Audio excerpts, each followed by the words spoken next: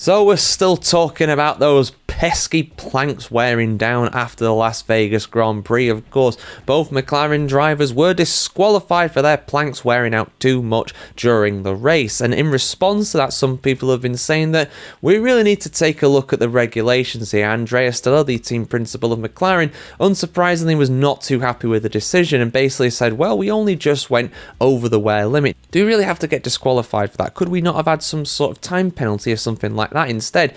And the cynic will say, well, of course he's saying that. It affected his team negatively. But it's not just people in McLaren are calling for changes. It's also people outside as well. Notably, Alexander Albon, the Williams driver, who has called for a more thorough investigation into plank wear and other misgoings on during Grand Prix weekends during the scrutineering process in Parc Ferme. But what has he suggested here? Let's have a look, guys, here on the F1Chronicle.com, as always. Alex Albon says his issue with Formula One's ongoing plank wear saga isn't the rule itself, but the way it's enforced, arguing that in an ideal world, the FIA would inspect every car rather than only relying on random post-race checks. Debate around skid block regulations has resurfaced following McLaren's double disqualification from the Las Vegas Grand Prix last weekend, where both championship leader Lando Norris and Oscar Piastri lost their points after failing post-race inspections for excessive plank wear. Earlier this season as well, Ferrari suffered a similar fate in China, a penalty that also cost Lewis Hamilton his results. Albon supports the regulation but believes selective checks inevitably raise questions about fairness, saying, quote, yeah, I mean, we could run these things to the deck if we wanted to and have no legality issues, but then we're finding all kinds of illegal performance. The main thing for me is I don't like that it's random. I'd almost rather 20 cars get checked every weekend. It's that randomly selected version that's a bit tricky, but yeah, rules are rules, end quote. The Williams driver emphasised how sensitive modern cars are to track and weather conditions. With extreme dependence on precise ride height calculations, teams are constantly balancing performance with legality, explaining, quote, these cars are incredible now. We are setting ride heights based on the wind you're expecting next day. If you get a headwind into the main straight, it's completely transformative for your ride heights for that weekend, especially on sprint weekends or weekends like Vegas with limited running.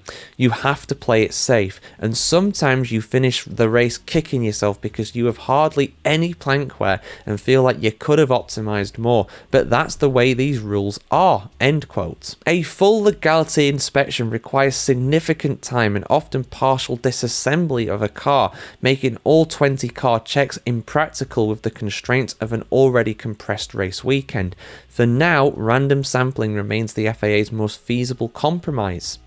Looking ahead, Albon believes future regulations may reduce but not eliminate the plank wear debate, saying, quote, it'll be less of a talking point, but it'll start there. The philosophy of running at least one part of the car as low as possible will always apply, end quote. So yeah, I mean, that's the thing, right? It's time, and it's also the kind of practicality of it, how much it actually requires these guys to do, you know, and in terms of actually inspecting it, there's not really much they can do. I mean, no team is gonna, in this day and age, no team is going to deliberately run their car too low because they know they're going to get disqualified for it.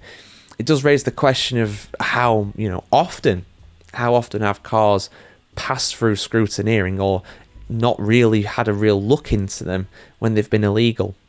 And we'll never know the answer to that. We'll never know the answer to that. Because one of the things as well that people might say, well, do their jobs properly. They should go and inspect every single car, all 20 of them. And I understand that in an ideal world is what you would do, like Alex Albon was explaining there.